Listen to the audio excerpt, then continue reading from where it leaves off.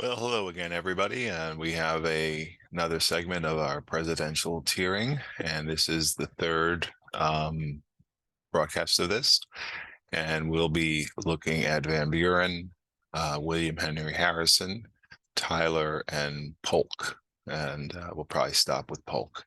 I do want to make also I'm new to this, so it's not the greatest quality, but I hope you enjoy the content. If you do find this interesting, helpful, please like the video and subscribe so you can get notifications. I do hope to do this more often, and I'll be adding at some point in the near future a kind of a walk through world history um, from 1200 to the present. It'll probably take me about a year to make. I'll try to do a cast every few days, and possibly one on European history. So if you would like something, hit like and subscribe and be great. Okay. Also, I need to make a correction, not a correction, but an addition. I can't believe I left this out with Monroe. I left out the Monroe Doctrine, which is an amazingly important document and policy of the United States that we have used as late as the Cuban Missile Crisis when we were basically blockading Cuba. This also is going to start playing a little bit more of a role. Monroe Doctrine is basically saying to the rest of the world, hands off the Western Hemisphere. Let the countries that are developing, let them develop without European interference. It's not always applied, for example, with the French in Mexico, but then again, we might not have wanted to tangle with the French.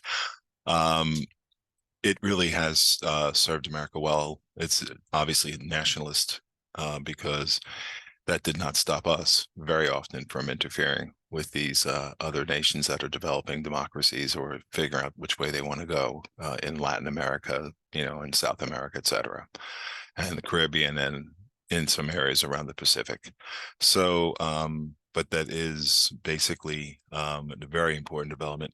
The other thing, I made a horrible pronunciation, and I think my brain just went blank for a minute, and I just mumbled something. The person who criticized went to France and criticized the concept of liberty was Louis Toussaint, who was the rebel leader in the Haitian Revolution. And the same thing can be said about American. I mean, the aspect or the policy of slavery, when you look at it from a constitutional right or from a Bill of Rights light, is absolutely heinous and ridiculous.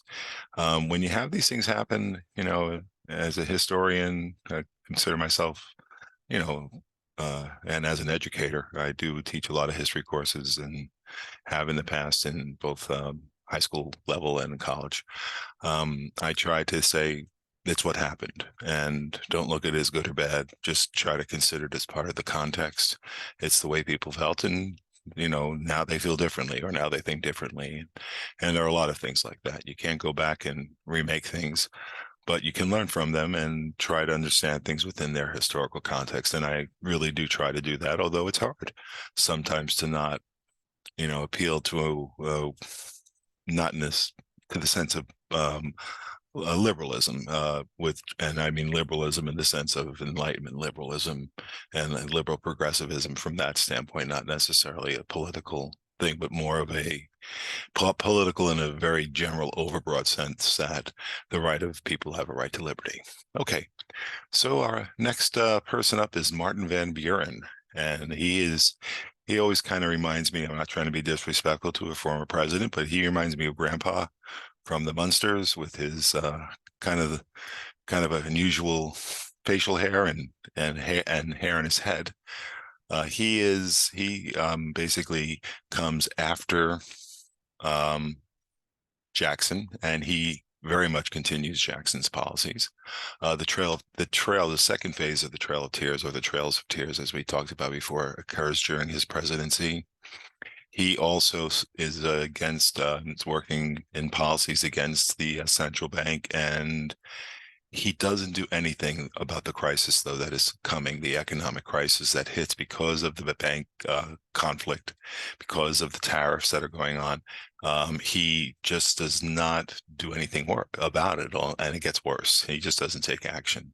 He's not really the most active kind of guy. One thing he does, which is probably a good thing, when Texas starts getting involved with their move for independence, he wants the United States to stay clear of it. Now, even though these were people from the United States, he kind of felt, well, you left the United States when you went to Texas and you're on your own. Um, and I think it was a good play because there's so much going on in the nation. And this was actually a little bit of, sometimes presidential restraint is actually a good thing. Um, you have U.S.-Mexican relations, which are going to go down, and they're not because, again, America is an aggressive expansionist nation at this point. We're a growing nation. We want to become a powerful nation. The Texicans conflict with the Tejanos in Texas. That's begin. They're the people from the United States are displacing Tejanos, and that's although many of them do join them because they wanted the same things because they were in that kind of like that outlier area of what was Mexico because they were in disagreement with the government's in Santa Anna's policies. The big issue about Texas independence is slave expansion. These are people who were very much pro-slavery. And the Texas War for Independence is as much for slavery as it is for the bad policies, or not the bad policies. I don't like to use judgmental terms, but the restrictive and somewhat the turn of policies that were being practiced in Texas. Now, I understand that they had certain assurances in the Constitution of 1824, but things do change, laws change, and Mexico was really reviewing a lot of what had happened there in the past with their indigenous peoples, and slavery really wasn't fit into the model that the government was going. So it was a real mess, and Van Buren actually does a pretty good job of staying out of it. He later will become a free soil candidate, which is kind of interesting, being that he is Jacksonian, but he does join the Free Soil Party movement after his presidency, so it's not going to count. But it's interesting, and he doesn't speak much about it. We mentioned that Quincy Adams was pretty outspoken when he was president, and in particular when he was in the House of Representatives. He just went full on abolitionist. So he becomes a member of the Free Soil candidate, and that's basically the forerunner of the two-party system, where the Republicans will become identified with basically free soil and not as much populism as it had when it was a small R. And many of the Democratic Party, they are a little bit more populist and more states' rights. And the Free Soil shift into the capital R Republican, which is more federalist. Okay. So as far as a rating for him, I think that his best move is the staying out of the Texas controversy.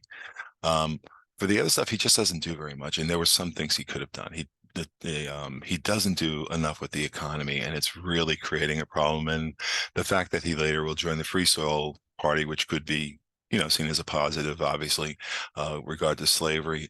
I'm going to stick him in the D category because he's kind of a do-nothing president in a lot of ways. Okay, so this brings us up to William Henry Harrison, and he's going to go quickly into the not rated category because he dies very shortly after he's in office. Okay, so that takes care of him, and that gives us John Tyler, and he replaces William Henry Harrison. He is the vice president, and he is the first time that the 25th Amendment is, what we would now have as the 25th Amendment, where the vice president would replace the president with, not that it was used then, but it's the principle that where it's been codified in the Constitution. Okay. He vetoes the Bank of the United States. There was action regarding Congress had passed laws trying to get this Bank of the United States situation. He vetoes it, and it's pretty controversial. He kind of sees out. He takes a different move than Van Buren.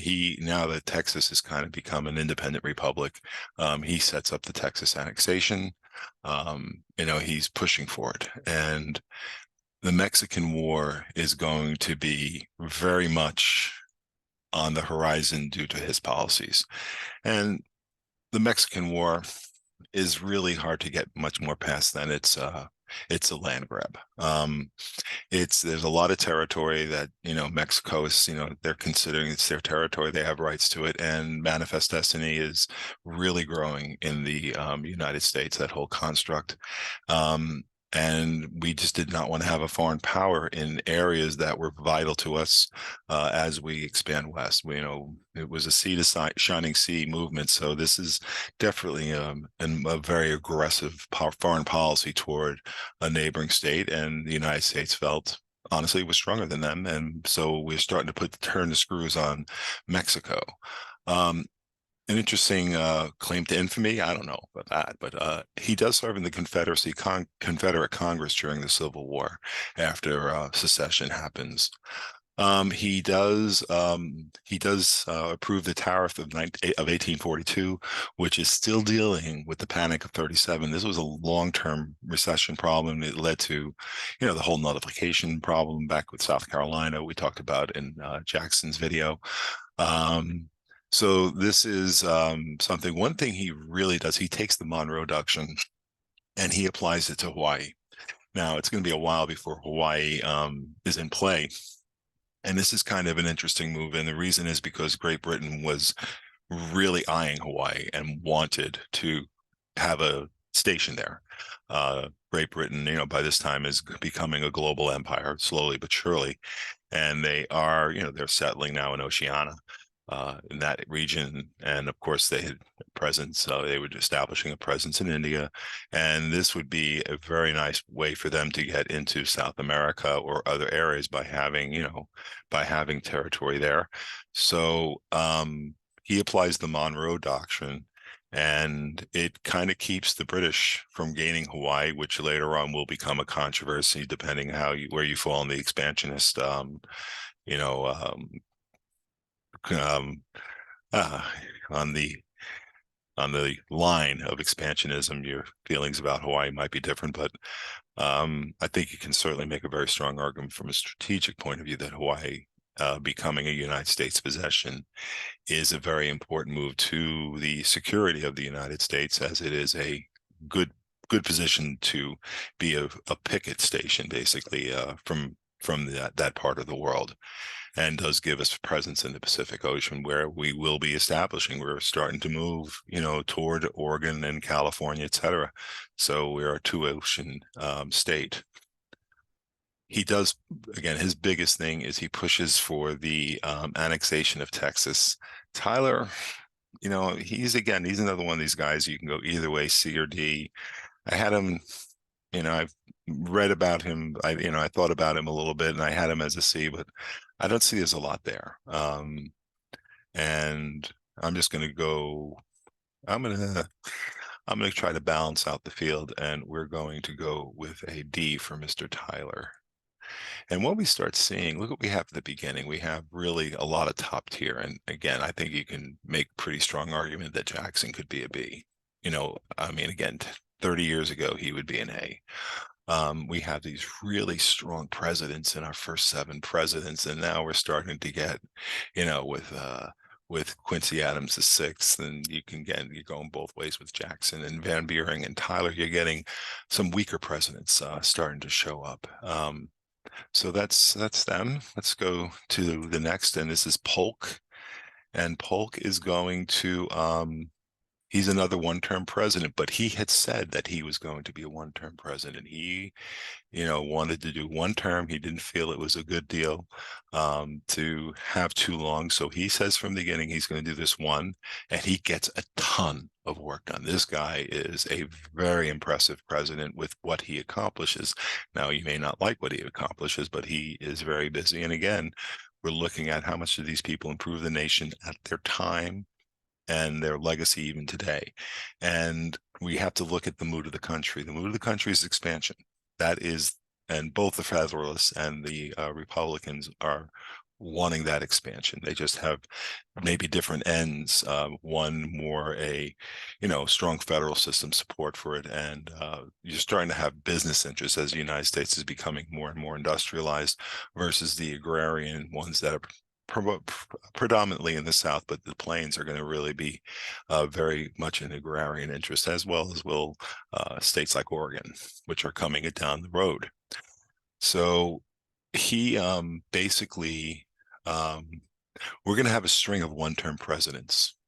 Basically speaking, Lincoln, of course, it does get a second term, but it's very doesn't last very long because he's assassinated. But you're going to have a string of one-term presidents until Grant, other than Lincoln, who is elected a second time but really doesn't serve his term. So let's look at Mr. Polk, because he is very busy. He negotiates the Oregon controversy with Great Britain, and a treaty is signed that kind of guarantees the border of Oregon, which was a real hotspot of contention. Britain, this was British territory, and by the Louisiana Purchase, part of the purchase acceded into Oregon, but it could have been very nasty, and he actually negotiates this without a war, and that's probably a good thing. He is obviously very much involved in the Mexican War, and the Mexican War, from a standpoint of was it good for the nation, it definitely secured the southern part of the West Coast, which is going to be California, et cetera. So you get all that territory, Nevada, parts of Texas. Texas, is annexed, but different areas that were, New Mexico, Colorado, Arizona, and California, these are now open to the United States, and removing the legitimacy, say, not, there's still going to be a large presence of people from Mexico in that region, but eventually they're also not going to be very long for that area. Many of them are going to be driven out because of racial equations and cultural equations, and the idea that this is now American. And so even though their families might have been there for a couple hundred years, there's going to be a diaspora back into Mexico for many of these people. The Mexican War, I mean, it strategically does put the United States in a better position. I think you have to understand the United States and Mexico's relationships throughout our history have been tenuous at times with border issues. And it's very understandable that there might be some angst among the people of Mexico about this war. It is not that long ago. It's only 180 years ago, which is really not that long. Biases, you're talking about three to four lifetimes of people. So it's still there brewing for some. He's a typical Southern president, states' rights person. He did not like the South. He did not like the aristocracy class. Very similar to Jackson, and they from the same area. You can take that. They typify that Jacksonian America of Appalachia and stuff like that. That region of kind of the hard scrabble South. They were very much against the landed class. They didn't particularly like them, and so they support slavery as a system. But they also don't. They also kind of see the writing on the wall that this new aristocracy is what's really fueling a great deal of the angst and the expansion of slavery. So I'm not his apologist. I'm just saying he's typically Southern. He supports the institution, but he doesn't like that class. He has a tremendous impact on the continental U.S. He just really does. I mean, he adds so much. I mean, Oregon is settled, and the Southwest. It's not settled, but the borders are being established, and that the United States is absolutely the dominant state within this hemisphere is firmly established by Polk. So he lowered tariffs, which was good. It helped the economy. It kind of finally got rid of the blowback from the panic of 37 and the tariffs that were following it, and the know nothingness of, or the do nothingness of Van Buren. He didn't make the North and South divide worse. That's one thing you can say. He understood the North's issues with slavery, and his antipathy toward the aristocracy of the South kept him from being, more for slavery growing. And he understood that, he didn't make it worse, put it that way, which is kind of good because the ones coming up, they're going to make it worse. A Jacksonian style populace, both are, it's changing though. The populism is changing. It's starting to lose its steam, and it is leading to more and more contention as slavery is brewing, although again, Polk doesn't make it worse. No nonsense guy. And I'm just going to say this guy is pretty good. The criterion I'm using, and I'm not saying, I'm very critical of the Mexican War in a lot of ways. It's a naked aggression approach by the United States. Having said that, it helped the country. I mean, as you know, from that point, and I'm going to probably buck a lot of the people. I'm going to give him a B because he was a no BS president, and he really helped the country in that way with its growth. So we're going to hold off there. I like to keep these things kind of short, and we have the beginning of the slip into some couple of bad presidents. But Polk is, I think, really pretty good. All right. Thank you and have a great day.